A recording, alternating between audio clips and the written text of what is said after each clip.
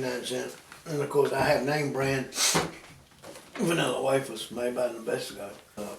They're hard to get. They're hard to get right now. I like to thank all my sponsors.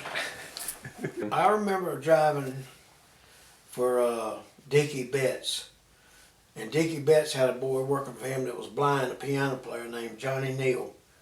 And I'll never forget this. Johnny Neal, you know, he's blind as a bat, I guess, all his life.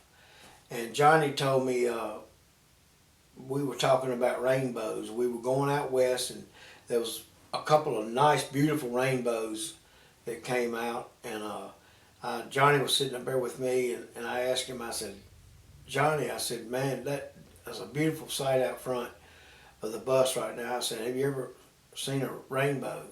Do you know what a rainbow is? He says, well, I've heard of them and stuff, but you know, I've never actually seen one, because I think in the younger part of his life he had eyesight, but I don't know, I can't remember now. But anyway, he said, pull over, I want to see it. So I pulled over, and I remember we got out and I walked him out in the middle of the interstate there, and he tilted his head up, like aimed his head like at the rainbows, and he stood out there for about 15 minutes, man, and swore he saw them.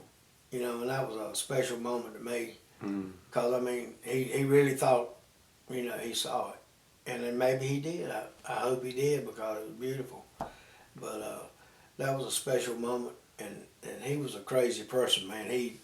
I can't really tell some of the stories he did on the bus, but he would make movies, not video movies, but he called them movies, and they were just sound movies, where he would sit up there at the bus with me, and we'd be riding through the night, and he would be making movies on a tape recorder, you know, talking, and I'd have a part to do, and he'd have a part, and he would do different voices, and I would do different voices, and we made these movies. And maybe one day I'll get the nerve to tell you one of them, but it was some pretty funny stuff, man. Did he ever put them out there? Did No, he ever produce them, or he just made them for himself? No, they were all for himself. He'd play them.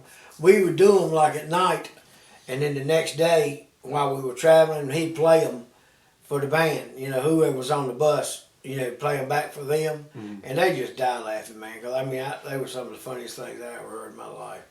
He could do sounds.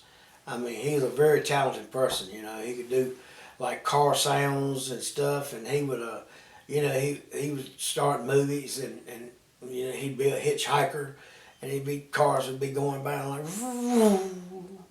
you know, and he'd be talking to us there like, boy, I wish somebody stopped and get me, man, it's cold out here. You know, and another car would come out,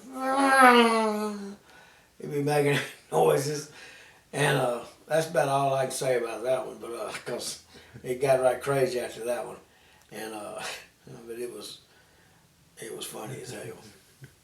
And that was Johnny Neal. Yeah. And he's a great piano player too. He plays the blues, if you ever hear about him.